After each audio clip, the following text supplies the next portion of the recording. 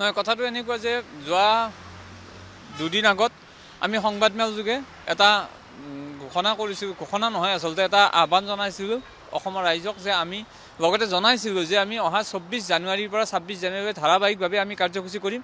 আমাৰ মূল সমস্যা যি ডিজেবিলিটি পেঞ্চন, দীনদয়াল দিব্যাংগ পেঞ্চন পুনৰ প্ৰৱৰ্তন কৰা, বেকৱাৰ্ড পোষ্টত স্পেচিয়েল ৰিক্ৰুইটমেণ্ট ড্ৰাইভ, লগতে আমাৰ দৃষ্টিহীন উচ্চতৰ মাধ্যমিক বিদ্যালয়খনৰ সকলো সা সুবিধাকে ধৰি অন্যান্য সা সুবিধাসমূহৰ ক্ষেত্ৰত যি ষ্টেট এডভাইজৰী বোৰ্ড বহা কথা আছিল সেইখন এটা পাকচক্ৰত সোমাই দিয়া হৈছিলে।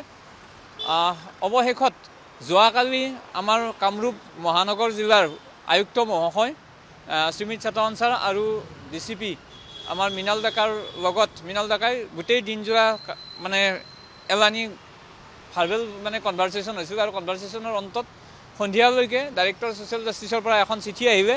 তেখেতসকলে জনালে যে এতিয়া ইতিমধ্যে তেওঁলোকে ষ্টেট এডভাইজাৰী বোৰ্ডৰ প্ৰচেছ আৰম্ভ কৰি দিছে আৰু যিটো তেওঁলোকে পাকচক্ৰ আৰম্ভ কৰিছিলে সেই পাকচক্ৰটো বন্ধ কৰি পুনৰবাৰ তেখেতসকলে বিষয়সমূহ ষ্টেট এডভাইজাৰী বোৰ্ডত লৈ যাবৰ কাৰণে ইতিমধ্যে প্ৰচেছ আৰম্ভ কৰিছে বুলি কৈছে আৰু কম দিনৰ ভিতৰত তেখেতসকলে এডভাইজাৰী বোৰ্ডৰ এপ্ৰুভেলৰ ওপৰত নিৰ্ভৰ কৰি তেখেতসকলে এডভাইজাৰী বোৰ্ডখন বহিব।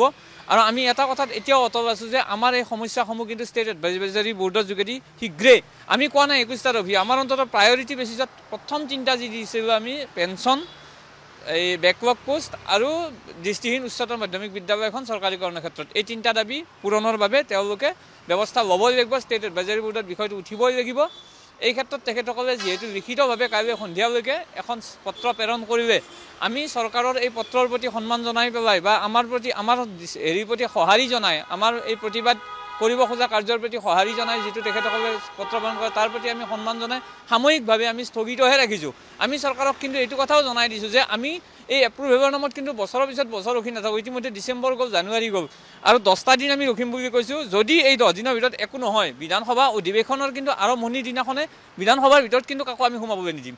সেইদিনাখন কিন্তু বিধানসভাৰ গেটতে বহিম, তাতে আৰু কোনো ধৰণৰ সংবাদমেল মই দিবলৈও নাই, কাকো একো ক'বলৈও নাই। চিধা কথা হৈছে যে আমি কেৱল আপোনালোকক এটা কথাহে জনাম, যদি ষ্টেট এডভাইজাৰী বোৰ্ডত এইকেইদিনত হয় তেতিয়াহ'লে এডভাইজাৰী বোৰ্ডত কি ডিচিশ্যন হ'ল সেয়াহে জনাম, বাকী কথা আমি জনাবলৈ নাই। আৰু চৰকাৰকো আজি ইতিমধ্যে কোৱা হৈছে আৰু আজিও সকীয়াই দিছোঁ যে এই চিঠি যিখন আছে তেওঁলোকে দিছে, আমি কেইদিনমানৰ কাৰণে ধৈৰ্য ধৰিছোঁ, কিন্তু ইয়াৰ পিছত আমি ধৈৰ্য নধৰোঁ।